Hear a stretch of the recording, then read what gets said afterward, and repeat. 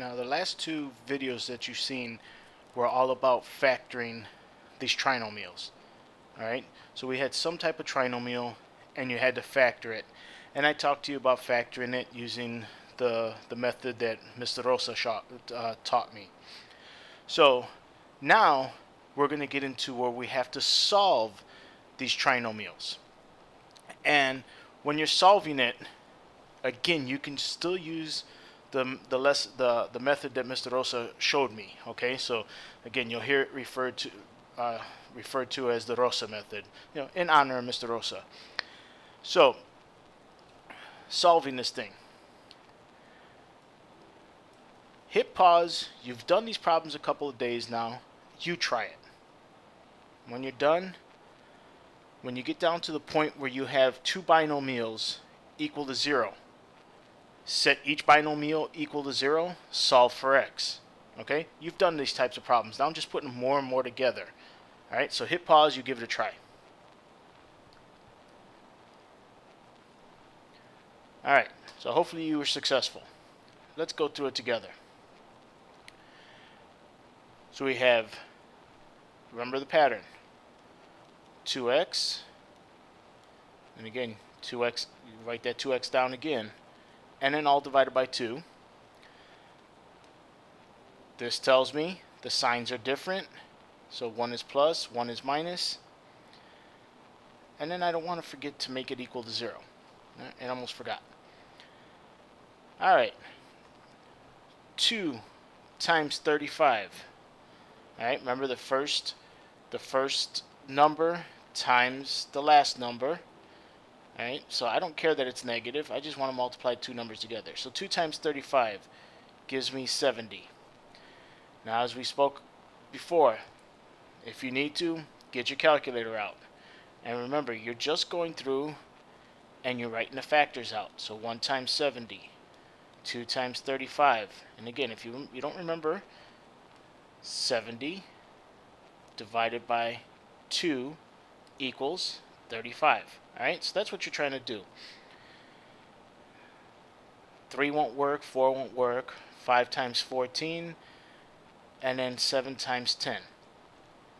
And you'll notice 7 times 10 will give me that middle term of 3. Alright, so I'm looking for 7 and 10. And as you recall, we want the bigger number to take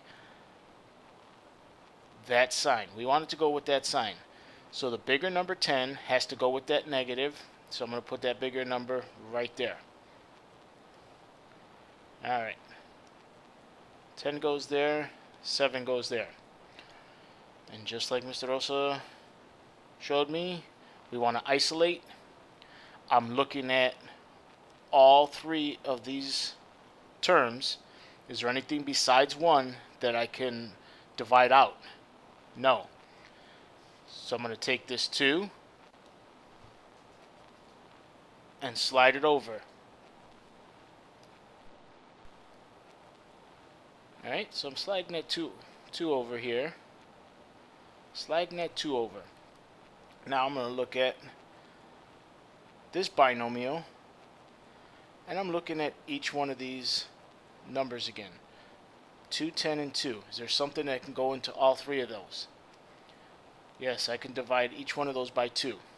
Alright, so we bring the first binomial down, 2x plus 7, and then 2x divided by 2 simply gives me x. Negative 10 divided by 2, negative 5, 2 divided by 2, 1 and done. Alright, but this thing still equals 0. So like we've done in the past when we had these two binomials in factored form equaling 0, what did we do? We took each binomial and forced it to equal 0. I want you noticing something up here. I know I got a whole lot of stuff highlighted, but do you see this 2 on it as the exponent for the x? That means we're going to have 2 answers. Alright? So I want you being aware of that. That means we're going to have 2 answers. Well, subtract 7. You've done this. You know what to do. 2x equals negative 7. divide both sides by 2, x is equal to negative 7 over 2. And you could leave the answer just like that. Right? You don't have to do anything else with it. If I was working on a problem, a word problem, and I maybe needed to change it to a mixed number, you could. But that negative 7 over 2 is fine. Right? You do not have to change it to negative 3.5 or negative 3.5. You don't have to do that. Don't do extra work. Okay? This answer right here is perfect. Don't do extra work. Now this x minus 5 equals 0. Add 5 to both sides. X equals 5, and we're done. So 2 answers. Right? 2 answers. There's my 2 answers. But now, I want you guys to notice something. This method that Mr. Rosa showed me, and I am now showing you. When you're solving an equation, you don't always have to divide. Right, let me get there first. You don't always have to divide by this 2. Right? You don't have to divide by that 2. There's something interesting that happens here. Don't worry about dividing by that 2. You set it up, the Rosa method, except for you're not dividing by the leading term, and this only works when you're solving an equation. Alright, you notice it equals 0. 2x plus 7 equals 0, and you will notice that this and this are exactly the same, so I'm not going to bore you with all the extra work again. Alright, negative 7 over 2. Here's the one I want you to see. 2x minus 10 equals 0. Add 10. 2x is equal to 10. Divide both sides by 2. X equals 5. Alright? Do you notice x equals 5, x equals 5? It's exactly the same. So only when you're solving, alright, please do not confuse that. Only when you're solving do you not have to divide by the leading term. Right? It's only when you're solving that you do not have to divide by that leading term. Alright, so looking at part B, you notice it does not equal 0. Force it to equal 0. These problems only work if it equals 0. It has to equal 0. And again, you notice x squared means there's going to be 2 answers. Right? There's going to be 2 answers. Sorry about that. So force it to equal 0. So we have negative 12x squared minus 40x minus 12, because I had to subtract 12 from both sides, and it equals 0. Alright, do you notice anything else? Do you notice that they're all multiples of negative 4? Remember I told you, always look to see, can you get rid of a greatest common factor? Now in the past, what did we do? We took that negative 4 and we put it out in front. Again, when you're solving equations, things are a little bit different. So in this case, I'm going to divide everything by negative 4, because what happens when I have 0 divided by negative 4 there? Do you agree? It's still going to equal 0? That's what we want. Alright. Negative 12 divided by negative 4 gives me 3x squared. Negative 40x divided by negative 4 gives me positive 10x. Negative 12 divided by a negative 4, positive 3. Alright? Again, when we are factoring, when we are simply factoring, I had to drag that GCF of negative 4 out in front. Now, just divide everything by it. And we don't have to worry about it anymore. Alright. At this point, hit pause. You should be able to do this problem. Alright, give it a try. Alright. Hoping you were successful. Alright, so let's go through using the Rosa method to solve this thing. So 3x. Signs are going to be the same. Plus and plus. 3 times 3 gives me 9. So 1 times 9. Or 3 times 3. What's going to give me 10? 1 and 9. And as you recall, you do not have to divide by the leading coefficient when you're solving. 1 it equals 0. 3x plus 1 equals 0. 3x plus 9 equals 0.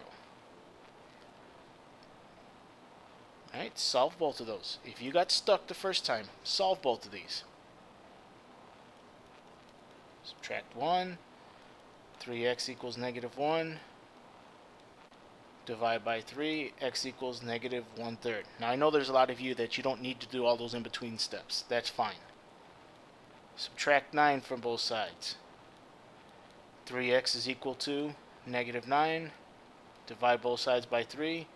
X equals negative 3. And trust me, if you would have divided by 3 to begin with,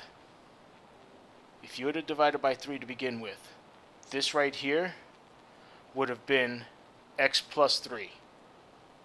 Now if you think about it, x plus 3, alright, x plus 3 equals 0. Subtract 3 from both sides, x equals negative 3. Same answer. Alright? So I just want you to see that you don't have to do all that extra work all the time. Alright, that was a nice thing about Mr. Rosa's method here. Alright. Let's go back up to this problem. You try it. You notice it does not equal 0. Force it to equal 0. Hit pause. Try it. Alright. Now, in order to get this thing to equal 0, I have to add 21 to both sides. 3x squared minus 24x plus 45 equals 0. Is there a GCF? Yes. 3. So I'm going to divide everything by 3. Because in an equation, what I do to one side of the equal sign, I need to do to the other side of the equal sign. So I'm dividing all these terms by 3. I'm left with x squared minus 8x plus 15 equals 0. And look how nice this thing worked out. What's my leading coefficient here? 1. This thing works out real nice. Whenever I get just x squared with a leading coefficient of 1, it makes these problems so much easier. Because now I just have x. And even if we were just factoring, what would I be dividing by? 1. 1 and done. So basically, I'd be done here. Alright? Once I can get the the binomial set. Alright, so now I have 1 times 15. So I'm looking at numbers with 15. 1 and 15, 3 times 5. Well, adding or subtracting, what's going to give me that middle term? 3 and 5. The signs, this tells me they're the same. This tells me they're both going to be negative. So minus, minus. Using a 3 and a 5 there. So I have x minus 3 equals 0. X minus 5 equals 0.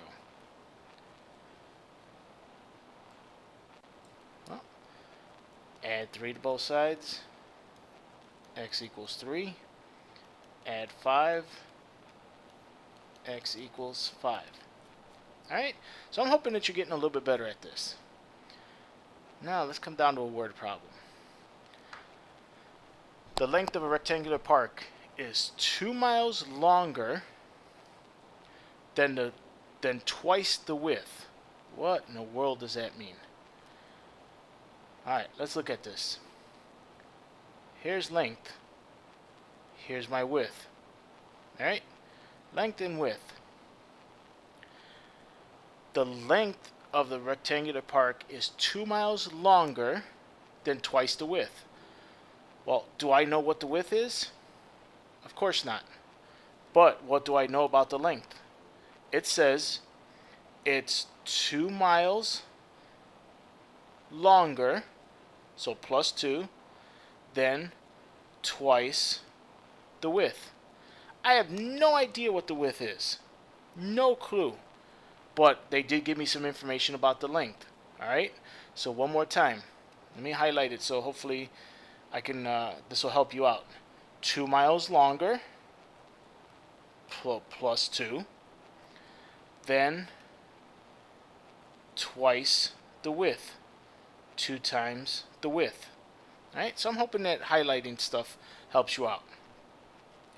Alright, now they're telling us the area of the park is 84 square miles. Well, what does area mean? Area means length times width.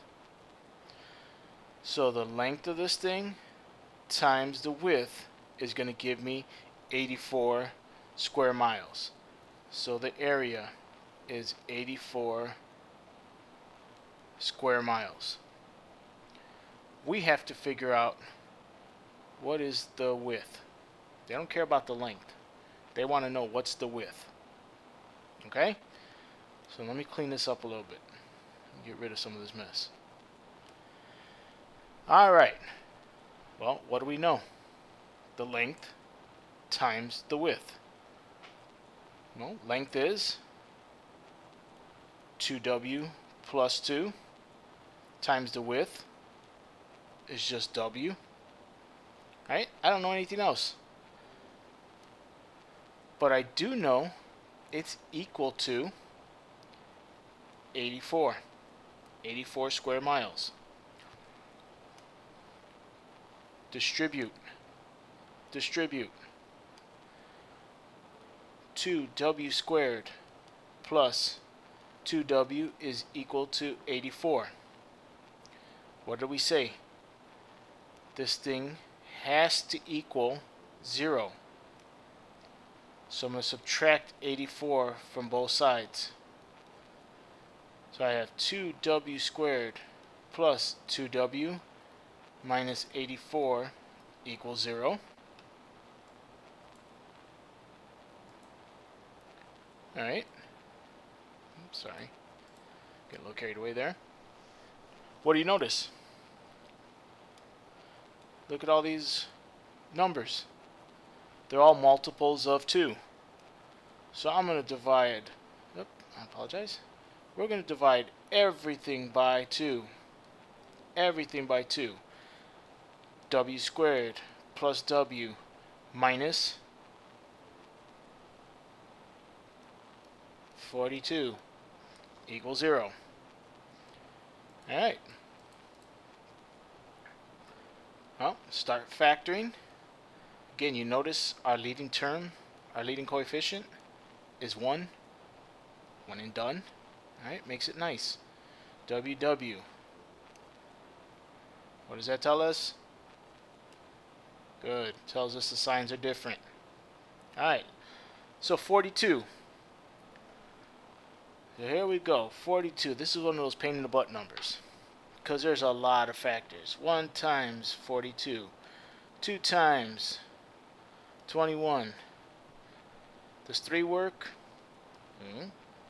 Check it. 42 divided by 3. Good. So 3 times 14. Does 4 work? Check it. 42 divided by 4. No. Does 5 work? Nope. What about 6? 42 divided by 6. Good. So 6 times 7. Now, if we do 7, it's just going to be 7 times 6, so it's going to repeat. And so it wasn't too bad after all.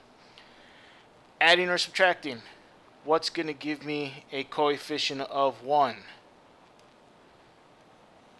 6 times 7. Bigger number.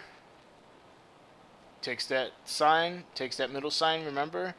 There's a 6. So w plus 7 equals 0. W minus 6 equals 0. Subtract 7. W is equal to negative 7. And then I'm going to add 6 on this problem. W is equal to 6. Alright, so we had two answers. We knew we were going to have two answers. Alright, we knew it. How did I know I was going to have two answers? Because of that 2 right there. Exponent of 2. So I knew there's going to be two answers. But, what are they asking me? What's the width? Can the width be negative? No.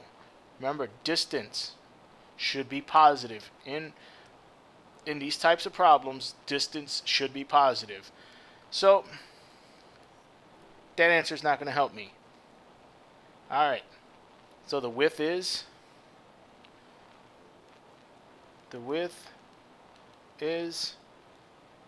6 miles. Alright. So there's the width. That's all they were asking me. So we go back to the original problem. Back to this original problem. What is the width of the park? Well, the width of the park is 6 miles. Alright, so I'm hoping this helps. Give these problems a try yourself.